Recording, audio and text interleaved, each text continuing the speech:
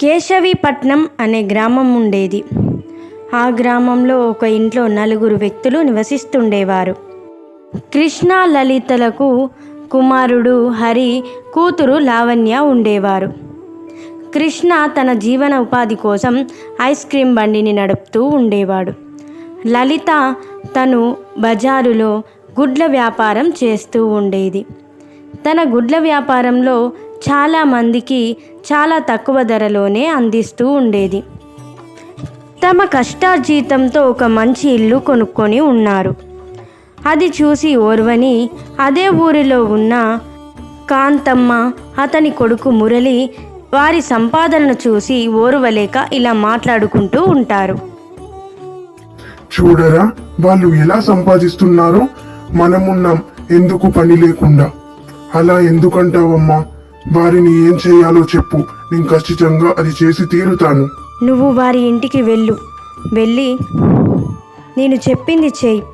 ఏం చెప్తానో అది జాగ్రత్తగా చెయ్యి.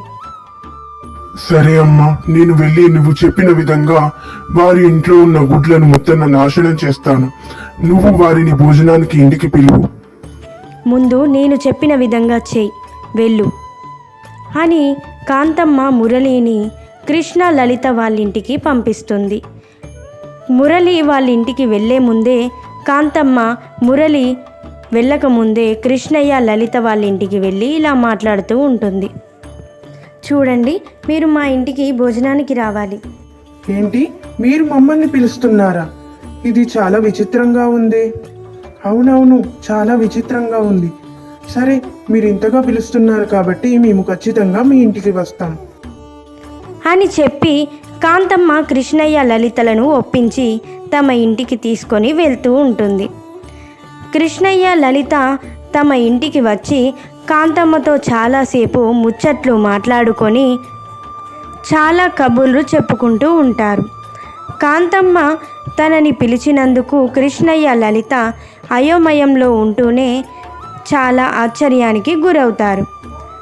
కాంతమ్మ కృష్ణయ్య లలితలకు చేసిన భోజనాన్ని ఆహ్లాదనంగా తింటూ ఉంటారు కృష్ణయ్య లలితలు.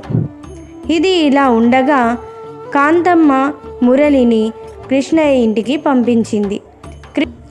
మురళి ఆ గుడ్లని నాశనం చేయడానికి తన చేతిలో ఉన్న కట్టెను ఉపయోగించి పలగొట్టేలోపు హరి అక్కడికి చేరుకొని మురళిని మందలిస్తాడు. దానితో మురళి చాలా భయపడి ఆ హరి మాటలకు చాలా బెదిరిపోతాడు. హరి మురళిని ఒక చెట్టుకు కట్టేసి తన తల్లిదండ్రులు వచ్చే వరకు ఉంచి ఆ తల్లిదండ్రులు మురళిని చూసి ఇలా మాట్లాడుతూ ఉంటారు హరితో. అమ్మా నాన్న, ఈ అంకుల్ మన ఇంట్లోని గుడ్లను పలగొట్టడానికి వచ్చారు. అవునా? ఎందుకు ఇలా చేశావు మురళి? మాకు అప్పుడే అర్థమైంది, మీ అమ్మ మమ్మల్ని భోజనానికి పిలిచినప్పుడే ఏదో కుట్ర జరుగుతుందని. ఊహించిన విధంగానే నువ్వు కుట్ర చేయడానికి వచ్చావు. నిన్నీక భగవంతుడు కూడా క్షమించలేడు. ఇప్పుడు నన్ను కాపాడింది నా కొడుకు హరి.